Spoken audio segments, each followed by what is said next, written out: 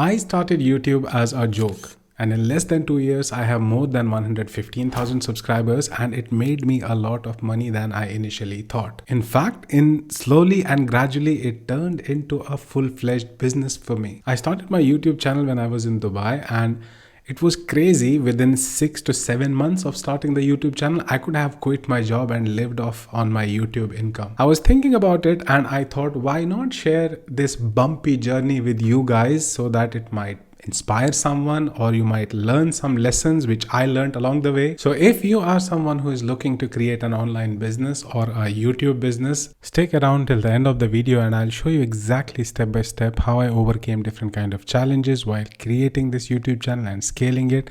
And then I will show you exactly step by step how I set up different kind of income streams which are related to this YouTube channel. In order to understand why I created this YouTube channel in the first place, we will have to go back in time and basically look at 3 events in my life which acted together, and I basically created a YouTube channel. When I joined Google, I was a technical account manager on DFP, and within 6 months, because I had good performance, they gave me an offer to promote me as a trainer.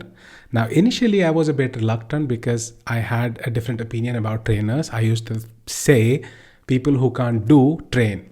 But then, initially in your first or second job in your career, how important a promotion is. So I basically went ahead with it and took the promotion and job opportunity as a trainer. But when I started delivering trainings, I realized that this is something I really like. I really enjoyed delivering trainings. So that is the first event. And the second event is after 2.5 years, I quit this job and I moved to Dubai. I moved to Dubai for an agency as a head of programmatic and performance marketing, but soon I realized that I started missing trainings. I wanted to do trainings, but I had some experience as a trainer in a prestigious company like Google, so it was easy for me to find some universities and institutes where I went on weekends to train on digital marketing. But it didn't go for long because unfortunately pandemic hit and all the offline trainings were shut, and even in my job we started working from home. I don't know what happened during those work from home days. There was a lot of uncertainty and people started looking at alternative sources of income and things like that. I personally bought a lot of stocks, cryptocurrency. I started learning about it and I started watching videos about which cryptocurrency is going to the moon and stuff like that. And I lost a lot of money. I learned a very valuable lesson with that. I think that if you cannot read the balance sheets of the companies, if you don't understand from the balance sheets whether a company is in a good shape or not, if you buy the stocks or trade their stocks, it's just gambling. But even after kind of giving up on actively trading, it was kind of in back of my mind that I was looking for some passive income source. I wasn't actively looking, but it was somewhere in back of my mind. Now, one day what happened is my friend's wife ordered a ring light and they were not home, so it got delivered to our house. And I opened it, and as a joke, I started kind of recording a video in front of it saying that, hi guys, my name is Owais Ahmed and stuff like that. And it suddenly hit me. Trust me on this. It suddenly hit me. I'm like, why don't I create online courses, or why don't I train online? Because one, it kind of checks all the boxes for me. I am passionate about delivering trainings. It is risk-free investment business and it has a potential to make money for me. And I decided that I will give it a try and create a YouTube channel. It didn't even take me a minute to decide on the channel name, because the first thing that came into my mind was Mark Zuckerberg's iconic words, Senator, we run ads. I was so impressed by this line and the way Mark Zuckerberg said it. I even wanted to have it printed on one of my t-shirts. But anyways, soon after I created this channel, I realized that I should have given it a thought, because I realized that it's very difficult to rank on this keyword, the channel name Senator, we run ads. I used to go to Google and YouTube and search for my channel, and all I could see is CNBC, CBS, Fox News, all these big publishing houses, their stories about Mark Zuckerberg's reply. And I realized that it is probably a mistake. But slowly in few months, I made my way through all these results, and I basically ranked on the first result on whether Google or YouTube for my channel name.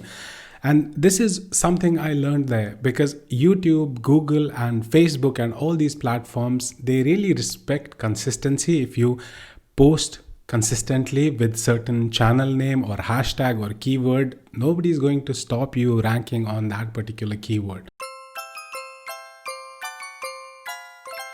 And when I started publishing videos, this is where the most overwhelming phase in this journey started. Because you start doing so many things all together. For example, the first thing was talking to the camera. As a joke, one of my friends also started a YouTube channel and he practiced a lot. And the first time he was speaking to the camera, he even forgot his name. He's like, hi guys, my name is, and he forgot his name. And this is real. Getting comfortable with the camera takes some videos, it takes some time. Though I had done public speaking, I had delivered countless trainings with 30 people, 50 people in the training rooms. But when I started making videos, I used to really get nervous in front of the camera. And along with getting comfortable with the camera, you have to learn how to make titles, how to make thumbnails, what kind of tags to use in your videos, come up with different kind of content that actually works, and then publishing that, editing that. It's all overwhelming because it all comes all together. For creating a video, you have to do all of this. You have to learn all of this. I basically started to look at other channels who were making videos for years, and I started to kind of replicate their setup. I used to look at their setups with the blue and red backgrounds and nice video quality, nice audio quality, and I used to kind of copy them, but it overwhelmed me a lot. And it happens with everyone. You kind of focus so much on the production quality of your videos and you lose the track of the most important thing, which is the content of your videos. And it happens with all YouTubers I have spoken to. So somehow what you think is, if you acquire a lot of gear, you buy expensive cameras, lights and mics, your video production quality will become good. But that's not true. Making good quality videos, it takes a lot of learning, it takes a lot of efforts. And that's when this gas thing happens to you, which is gear acquisition syndrome. It's a real disease. It happened with me as well. I acquired so much gear. I bought expensive cameras, lights, but still, when I used to replicate the other YouTubers, my results would be funny. I tried a lot with the background lights and the results were funny. And that's when I learned some important lessons. One of which is that when you start making videos, every next video target that you have to make one thing better. Start with whatever you have, and with every new video, you have to focus on making one thing better. Maybe light, maybe the audio quality, maybe the camera setup, maybe the framing. When you start focusing on one thing at a time, it makes a lot of difference with the overwhelming. The other thing I realized is the most important part in a video is the actual content. All you need is a decent mic, and rest you can just ignore in the beginning. Maybe the mic is the most important thing, and after that I would say the lighting is the most important thing, and after comes the video quality, whether it's 4K, HD. That honestly doesn't matter a lot. And after I learned these lessons, I didn't honestly give a lot of thought about the production quality. Even if you watch my videos after 1 year of starting the channel, they are not good production quality. But I kind of understood that the most important thing is the content of the videos, and I focused all my energy there. I started posting videos on a particular topic, and I realized that there are other channels who post the same topic, videos on the same topic. And their videos will get like 500,000 views, and mine will not even cross 100 or 200. And I used to feel that my videos are way better than theirs, which in certain cases was true. But I didn't know that YouTube algorithm works in its own way. It values it. YouTube is a time game. So if you have been on YouTube for a while, you have been consistent, you have been posting in a particular niche, YouTube obviously gives you a lot of exposure compared to a new creator, no matter how good your videos are. And this is true with training and these kind of videos. Obviously, the entertainment videos can get viral in one day. And this is where I learned one more important lesson. My perspective changed about YouTube, because YouTube in itself is 3 different products. The first one is search. YouTube search is just like Google search, but it gives video results. And then the other 2 products are the suggested videos and the homepage and browse features. Now, why is it important to understand? Because whenever I used to create a video, I used to understand that, okay, you know what, this particular video I am making for the search. So for example, if I am planning a video and I decide to create a video on how to create your first TikTok campaign. Now this is a search, this is for YouTube search, because people search for this. Nobody, general public, when they see a video with a thumbnail, how to create your first TikTok video, nobody is going to click on it. So this is designed for search, and accordingly, because I know that this is for search, I will choose a particular title for this video which people are searching, and I will create a thumbnail which somebody is looking for how to create a TikTok campaign. The thumbnail is engaging for them. I don't create videos thinking that, okay, somebody searching will click on it as well, and randomly some guy will see this thumbnail and click. I create videos for each of these products separately, because for browse and suggested, I will create videos like life in a digital marketing agency. Even if somebody is loosely related to digital marketing field, they might click on this thumbnail when this appears on their homepage or suggested videos. So that's how I used to think, and I decided that I will create a mix of videos. There will be a percentage of videos for search, YouTube search, and there'll be a percentage of videos which will get views from the browse and suggested video products. 5 to 6 months, I got like 5,000 subscribers. And with all this learning and getting some traction, now I started looking at the bigger picture and where the next chapter of my YouTube journey started, which is... Now, what I mean by this is, at this stage, I came out of this thinking about views and daily subscribers and things like that. And I started looking at bigger picture, which is YouTube in itself is a platform which gives you reach. And as a digital marketer, I understand the value of reach, how you can leverage this reach to kind of monetize. That's how I started looking at it.